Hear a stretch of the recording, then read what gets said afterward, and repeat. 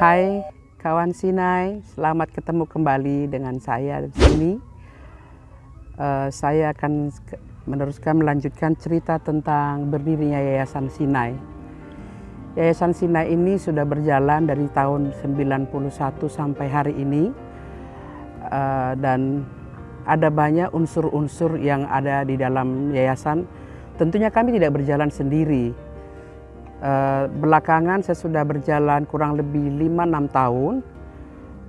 Kami mulai dilirik, diperhatikan oleh pemerintah kabupaten. Mereka khususnya Bupati Sukoharjo mulai memberikan perhatiannya, baik memberikan bantuan untuk bangunan dan juga sembako untuk anak-anak yang diantarkan dari jalanan ke tempat kami. Lalu dari pemerintah provinsi juga memberikan perhatian, adalah bantuan untuk permakanan buat anak-anak yang kami rawat dan kami bina di Yayasan Sinai. Kawan Sinai, di dalam kami melakukan tugas kemanusiaan ini tentunya ada banyak kendala-kendala yang kami hadapi. Khususnya kami berjalan selama ini mengelolanya dengan dana swadaya yang ada. Jadi kami tidak punya donatur tetap, kami pun tidak mencarinya. Tapi karena kami yakin kami melangkah dengan hati, tentunya Tuhan akan menolong kami, membantu kami untuk memberikan kebutuhan-kebutuhan dari klien-klien kami yang ada di yayasan. Nah, Yayasan Sinai ini banyak pernak-pernik yang kami alami di dalamnya, khususnya mereka orang-orang yang bermasalah dengan kejiwaan atau psikotik yang diantar oleh Satpol PP maupun polisi dan juga yang lain-lain. Mereka ini cenderung merusak alat-alat yang ada yang kami sediakan, misalnya properti, tempat tidur, bantal dan lain-lain. Mereka merusak itu. Jadi mau piring kah, mau sendok kah, apa saja yang mereka lihat, yang mereka terbiasa tinggal di luar, mereka liar di luar, untuk melatih mereka terbiasa makan dengan sendok makan, tidur dengan kasur. Mereka akan kami latih sedemikian rupa, nggak seperti yang dibayangkan. Jadi kami siapkan semua sarana untuk tidur, untuk makan, itu akan dirusak oleh mereka. Jadi singkat cerita, 2 bulan sekali kami harus mengganti alat makan, bahkan alat tidur. Jadi itu kendala-kendala yang kami alami di Yayasan Sinai. Terus bagaimana kami menanggulanginya? Ya tentunya kami tetap harus berjuang kembali untuk mengganti sarana-sarana yang telah mereka rusak. Itu terus menerus dari sekian puluh tahun menjadi kendala buat kami. Memang sampai hari ini belum ada orang yang datang khusus misalnya memberikan bantuan berupa sarana ini tadi ke kami, seperti tempat tidur. Oh, tempat tidur ada, tapi kasur, bantal, alat makan itu belum. Mereka masih lebih cenderung, teman-teman yang datang cenderung memberikan sembako untuk membantu anak-anak kami sekalian yang ada di sana. Dan kami bersyukur kami ada berdomisili di Sukoharjo. Jadi aparat pemerintahnya lumayan memperhatikan kami, gerakan kami, dan khususnya Bapak Bupati yang ada sekarang ini, Bapak Bupati yang sebelumnya, ya lumayan memberikan perhatian kepada kami, baik itu secara kesehatan. Apabila ada anak-anak kami yang sakit harus diopnam, karena memang mereka tidak punya keluarga, tidak punya sanak famili. Tentunya kalau bukan pemerintah yang membantu mereka untuk berobat, kami akan kewalahan. Itu tadi karena kami memang tidak punya donatur. Donatur yang sesaat sifatnya tidak terikat itu ada. Kawan-kawanku sekalian, sekarang saya ingin berbagi cerita sepanjang pengalaman kami menangani khususnya mereka orang-orang yang ODGJ. Sekarang ini kan trennya bahasa ODGJ atau orang dengan gangguan kejiwaan. Kalau dulu kan tunalaras. Nah, terkadang ada tidak semua, ada beberapa keluarga yang datang membawa keluarganya Kalau kita bertanya kenapa, kasusnya apa, mereka kurang terbuka. Mereka bilang oh hanya begini aja. Akhirnya kita terima dengan baik, ternyata lebih daripada apa yang mereka ceritakan.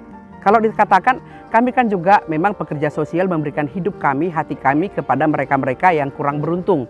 Baik mereka yang terganggu kejiwaannya, baik karena korban nafsa sehingga sarafnya kena, ataukah jompo yang mengalami gangguan jiwa, bahkan juga ada anak-anak muda yang nakal dibawa ke tempat kami. Istilah kata begini, persoalan mereka sudah kami tanggung. Mereka ribut di rumahnya, mereka kacau di rumahnya, mereka pecahkan barang ini itu segala macam. Mereka sudah tidak mengalami itu lagi. Kami mengalaminya dan kami yang menanggung semuanya. Terkadang kesedihan kami adalah tuntutannya begitu besar.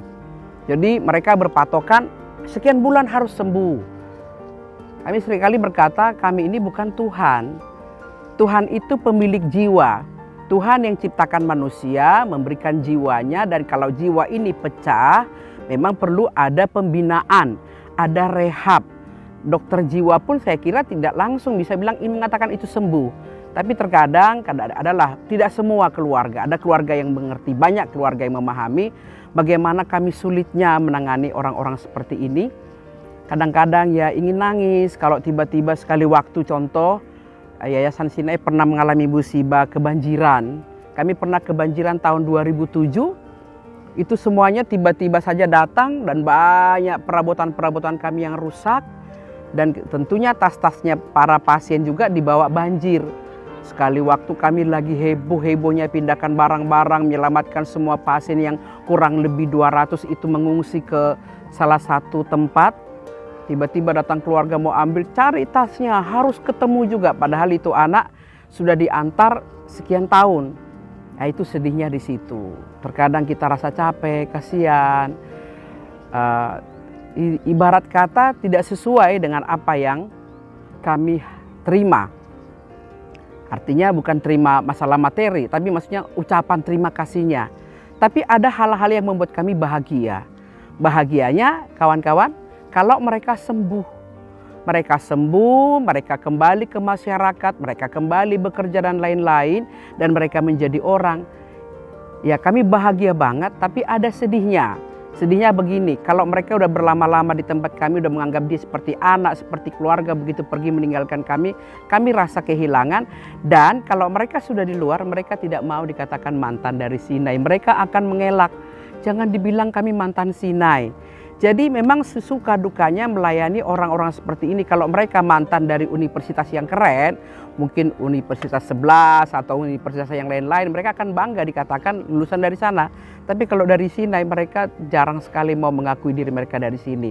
Nah, buat teman-teman sekalian yang sudah ada di luar sana, sudah berhasil di luar sana membangun hidupmu, menjadi orang yang dipandang, menjadi orang yang luar biasa berhasil, didoakan Yayasan Sinai, tempat di mana kamu dibengkelin. Jadi ada istilah Yayasan Sinai itu jadi bengkel manusia.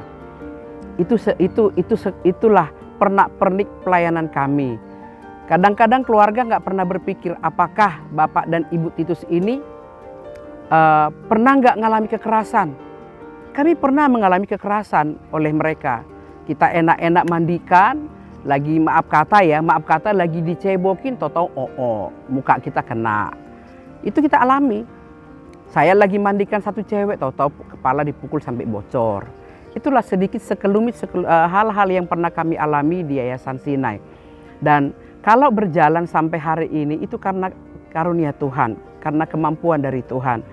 Kami hanya butuh dukungan orang-orang yang tulus untuk Sinai, mendukung kami dalam doa, mendukung kami lewat subscribe.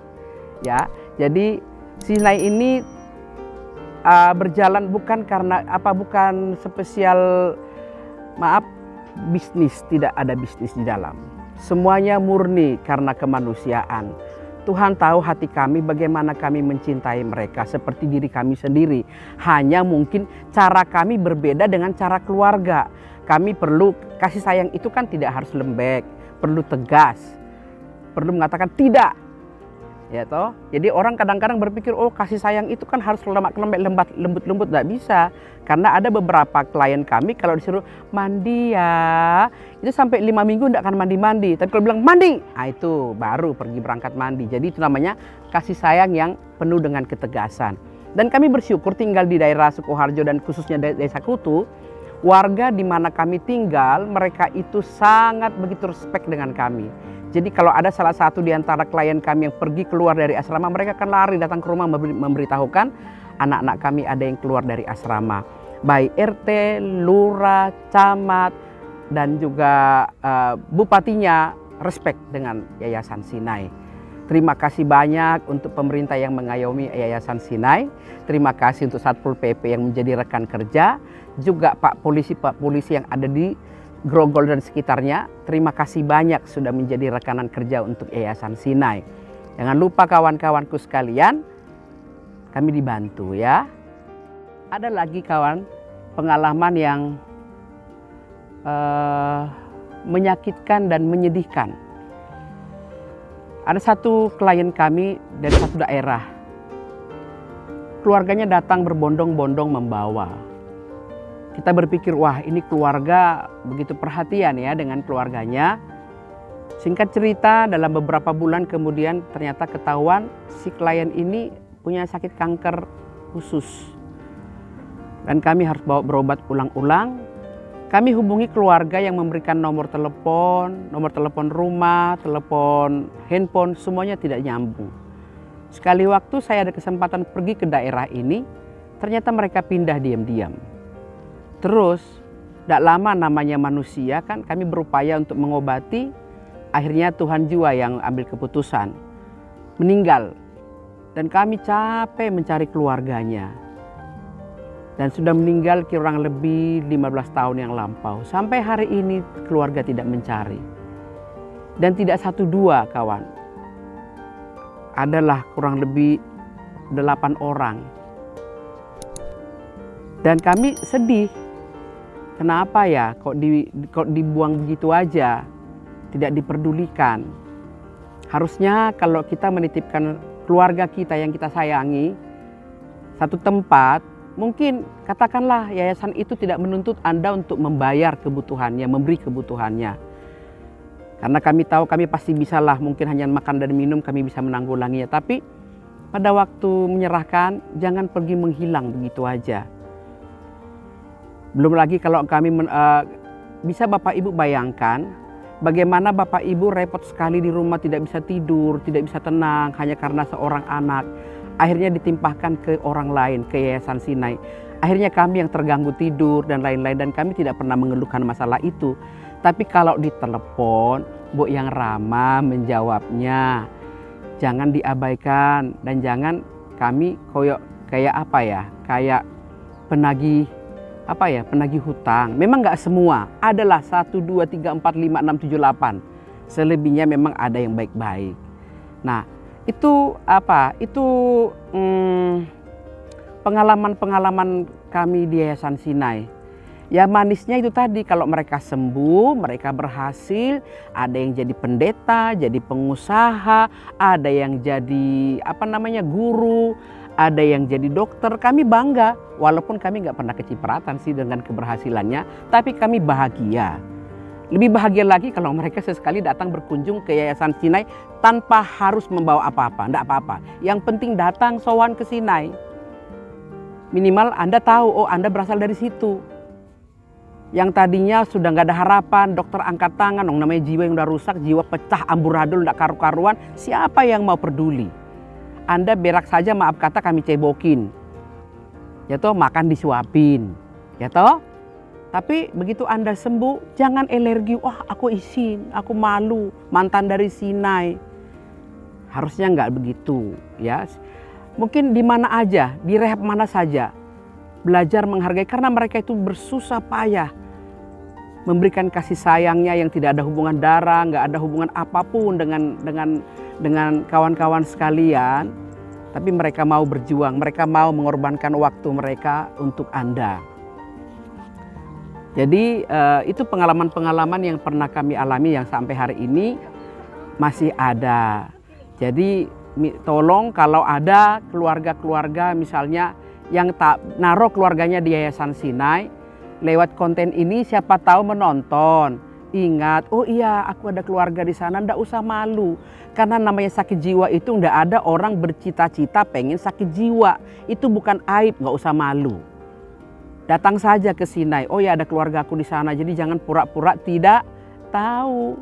Karena sekarang ini ada beberapa orang di tempat kami keluarganya nggak tahu ada di mana.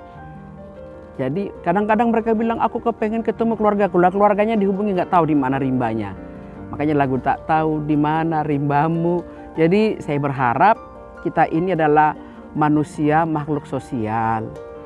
Ayo peduli yuk dengan keluarga masing-masing. Kalau ditaruh di Sinai, jangan buatkan beban itu semua di pundak kami. Kami ini bukan pengusaha kaya raya. Seandainya aku konglomerat, enggak perlu telepon saudara, ayo tanggung jawab keluargamu.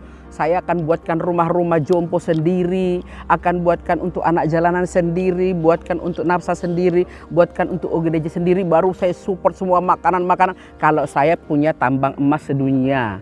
Tapi ini kan kami hanya memberikan hati kami, hidup kami, pikiran kami, kasih sayang kami untuk anak-anak yang ada di Yayasan Sinai, yang dirangkum dalam Yayasan Sinai, yaitu ODGJ, narkoba, anak jalanan, bahkan jompo yang bermasalah dengan kejiwaan. Kira-kira demikian kawanku sekalian. Tolong sekali lagi dibantu Yayasan Sinai dengan konten ini. Jangan lupa subscribe, like, dan juga di-share. Terima kasih, God bless you. Dan kami mengucapkan banyak terima kasih untuk teman-teman yang memberikan perhatiannya kepada pelayanan kami. Jadi kawan-kawan Sinai, tolong kami didukung untuk konten ini. Jangan lupa subscribe, like, dan juga di-share. Dengan kami membuat konten ini, tentu ada harapan-harapan kami ke depan. Jadi sekelumit tentang Yayasan Sinai sudah saya pernah menceritakan di sebelumnya, dan sekarang ini saya menceritakan kembali bagaimana Yayasan Sinai berjalan sampai hari ini dengan bantuan rekan-rekan yang ada dan juga pemerintah yang ada.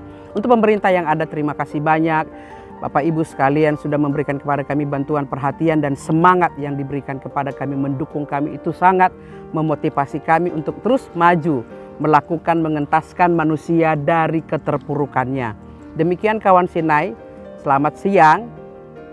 God bless you.